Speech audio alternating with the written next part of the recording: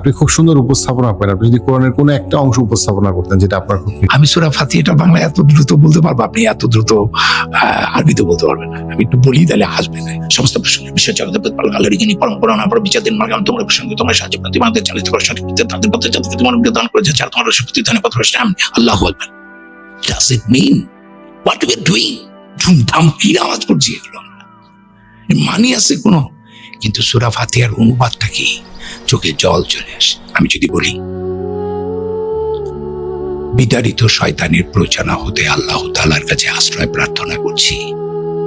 পরম করুণাময় পরম দয়াময় আল্লাহর নামে সমস্ত প্রশংসা বিশ্ব জগতের প্রতিপালক আল্লাহরই, যিনি পরম করুণাময় পরম দয়াময় বিচার দিনের মালিক।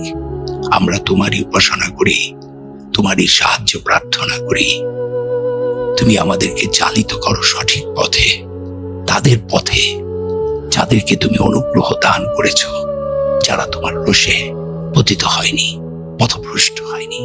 আমি কি সুন্দর! আমি এখন যেটা আরবিতে পড়লাম আমি প্রত্যেকটা ওয়ার্ড বুঝি, যে কারণে আমি এটা কি। এবং দেখেন সূরা ফাতিহাটা আমার দিয়ে বলা আছে, আমি নাই কোনো। আমার মানে হচ্ছে আমি আল্লাহর নবীর উম্মত হিসাবে সমগ্র মুসলমানদের প্রতিনিধিত্ব করে কিন্তু মুসলমানদের হয়ে কিন্তু আল্লাহর কাছে প্রার্থনা করছি।